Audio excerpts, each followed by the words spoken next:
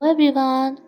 कहानी की शुरुआत में हम योराम को देखते हैं जो कि कभी एक पॉप स्टार हुआ करती थी, लेकिन आज इसकी हालत इतनी बुरी हो चुकी है कि अपनी लिविंग को चलाने के लिए एक लोकल से प्रोग्राम पे ये रिपोर्टिंग करती है, जहाँ पे इसका बॉस काफी ज्यादा सेल्फिश होता है एंड गधा मजदूरी की तरह पिछले 5 सालों से चाहे गर्मी हो या सर्दी इससे डेली एपिसोड कराता है। इसे कहीं पे भी चढ़ा देता है एंड बेचारी से जब वो काम नहीं हो पाता तो इसे इसकी गलतियां गिनाना स्टार्ट कर देता है कि तुमसे कभी कुछ हुआ ही नहीं, ना तुमसे के-पॉप आइडल बना गया और ना यहाँ भी कुछ कर पा रही हो। बेचारी योराम की पुरानी जिंदगी की कड़वी यादों को ताज़ा कर देता है। नेक्स्ट डे जब ये ट्रिप पे जाती है तो कभी बीच में एक कौवा आके बोल जाता है और कभी आसपास में ही इतना ज्यादा नॉइस था। मैं फालतू में ही इसका बॉस इसे डांटे जा रहा था क्योंकि बॉस को चाहिए था कि यहाँ पर पास का भी कोई आदमी आए एंड योराम उसका भी इंटरव्यू अपनी वीडियो में डाले। मुश्किल से पास का कोई आदमी आता है जो योराम को अपने बनाई हुई काढ़ा ऑफर कर रहा था। योराम को इसको पीने का बिल्कुल भी मन नहीं था क्योंकि वो ऐसे किसी की दी हुई चीज नहीं ले सकती थी, लेकिन अपनी व्यूज को बढ़ाने के लिए इसका बॉस इसे ऑर्डर देता है कि तुम्हें पी ही लेना चाहिए। योराम इसे पी लेती है।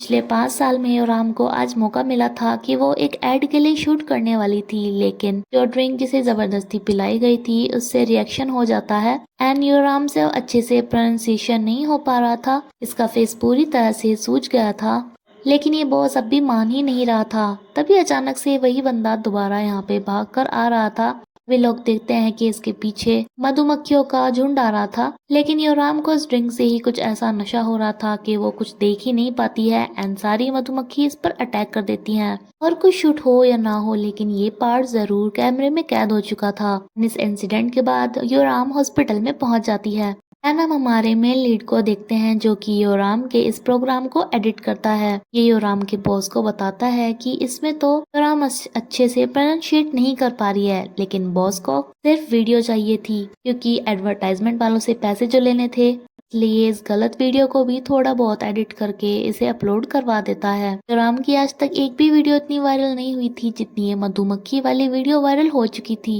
लेकिन इसी के साथ ही से पता चलता है कि एक प्रोग्राम जो मुश्किल से इसे मिल रहा था एंड पिछले 5 सालों से इस पे काम कर रही थी, वहाँ से इसे हटा दिया जाता है क्योंकि इसने जिस एड में काम करके प्रोडक्ट को गलत प्रोनाउंशिएट किया था उस कंपनी ने इस पे केस कर दिया था एंड इसके बॉस ने सारा इल्जाम इस पे लगा दिया था कि मेरी क्या गलती जब इसने ही गलत बोलता है। ये बात हमारे मेन लीड को भी पता चलती है। ये योराम को काफी सैड देखता है तो ऊपर वालों को जाकर बता देता है कि इसमें गलती योराम की नहीं बल्कि इस बॉस की ही है, जिसने गलत वीडियो को सुनने के बाद भी उसे अपलोड करवा दिया। योराम भी अपने मैनेजर से मिलने के लिए जाती है, जहां पर वो देखती है कि उसकी बेस्ट फ्रेंड, जो कि अभी उसकी बेस्ट फ्रेंड नहीं है, कभी पहले थी एंड उसका फर्स्ट लव, दोनों आज एक साथ हैं,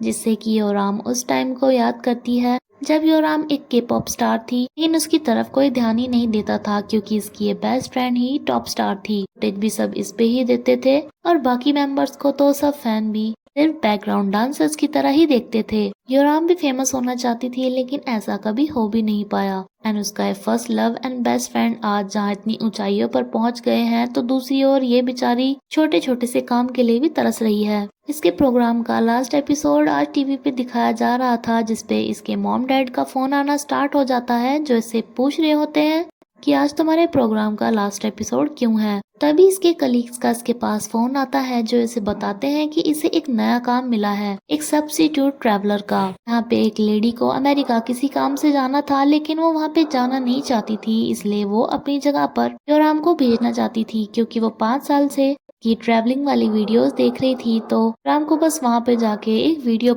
शूट करनी थी एंड उसके लिए इसे पेमेंट मिलने वाली थी। लेकिन योराम इस काम को करने से मना कर देती है कि क्या अब मैं इतने छोटे छोटे काम किया करूंगी, क्या अब मैं किसी भी लेडी के कहने से कहीं भी घूमने जाया करूंगी। योराम की सारी उम्मीदें अब खत्म हो चुकी थी, लेकिन तभी उसे अपने मॉम डैड का ख्याल आता है जो कि इसकी सिर्फ टीवी पर एक झलक देखने को ही अपने गांव में बैठे हुए तरसते रहते हैं। इसलिए ये डिसाइड करती है कि वो काम करने के लिए तैयार है, लेकिन अब इसका बॉस इसे बताता है कि वहाँ पे वीडियो तुम बनाओगी वो कहीं पे ब्रॉडकास्ट नहीं होगा, बल्कि सिर्फ उस लेडी के पास जाएगा। इससे तो इसकी उम्मीदें और भी टूट चुकी थी एंड इसी के साथ ये एपिसोड यहीं पर ही खत्म होता है। फ्रेंड्स, अगर आपको मेरी ये वीडियो अच्छी लगी हो तो प्लीज लाइक करिएगा एंड सब्सक्राइब। Thank you.